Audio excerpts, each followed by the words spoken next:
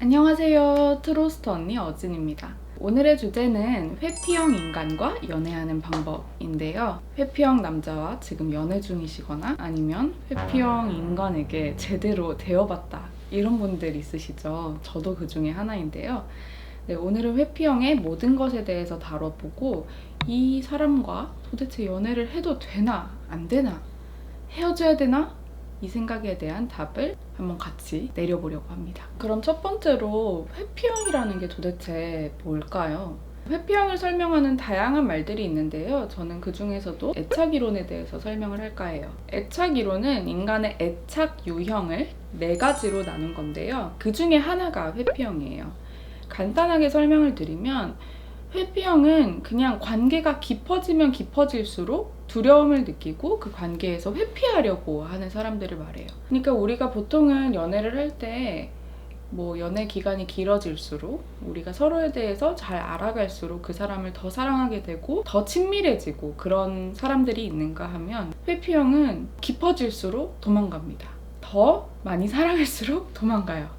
그럼 회피형이랑 연애를 하면 어떤 일들이 벌어지느냐? 이 사람들은 특히 싸움을 못 견디는 경향이 있어요. 저 같은 경우는 회피형 남자와 연애를 했을 때 그 사람이 자기 일에 너무 매진을 하다 제 생일을 까먹은 거예요. 제가 그날 이제 아침부터 엄청 막 치장을 하고 커피숍에 나가서 기다리고 있었어요. 나한테 만나자고 하겠지? 이거였는데 저녁 6시까지인가 기다리다가 오늘 나 안 만나? 라고 물어봤거든요. 오늘은 시험 공부 때문에 아무래도 좀 어려울 것 같다고 했는데 제가 오늘 무슨 날인지 몰라? 라고 해서 그때서야 제가 생일인 걸 알았던 거예요. 그럼 이 남자는 되게 미안하잖아요. 막 쓰레기가 아닌 이상 미안할 거 아니에요. 미안하다 어쩌다 말을 하지만 거기서 더 나아가서 이거를 제가 상처로 남으면 안 돼요. 왜냐면 회피형 남자는 내가 상처받았다는 사실에 자기가 사과해야 된다는, 자기가 미안한 마음이 드는 것 자체를 막 못 견디는지 더 숨어버리더라고요.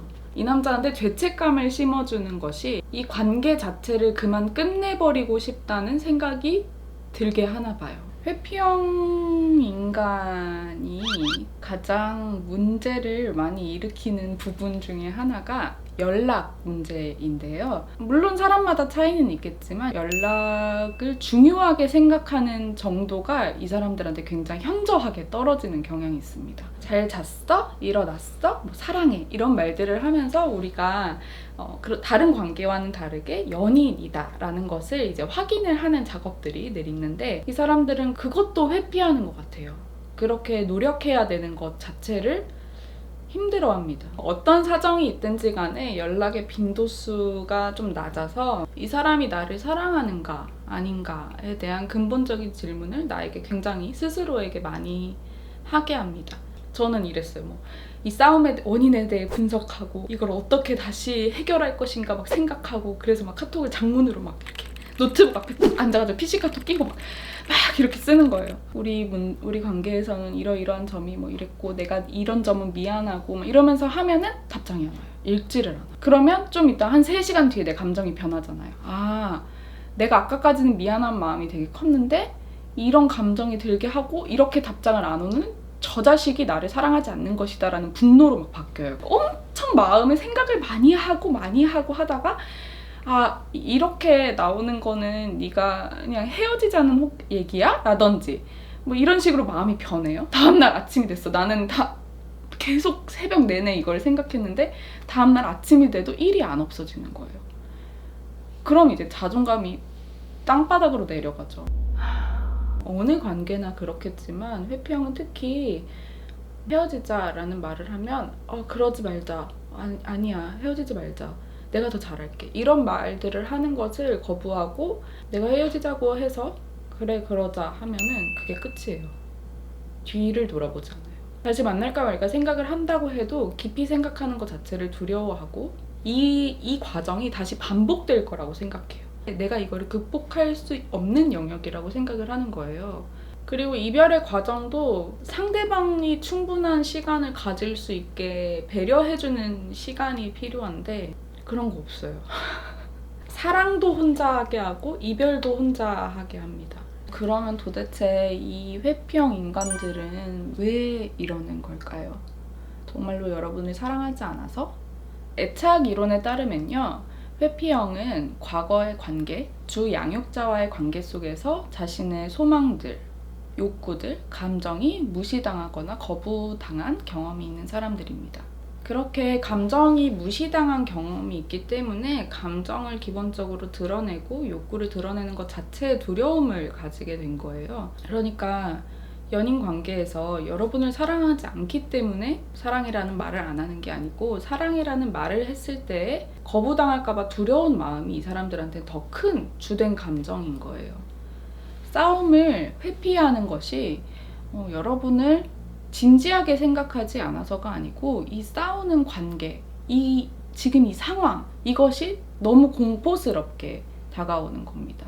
회피형인 사람들은 어렸을 때부터 건강한 관계를 맺는 것 자체를 계속해서 두려워했기 때문에 기본적으로 이 사람들이 맺는 인간관계가 다 그렇게 얕을 수도 있어요.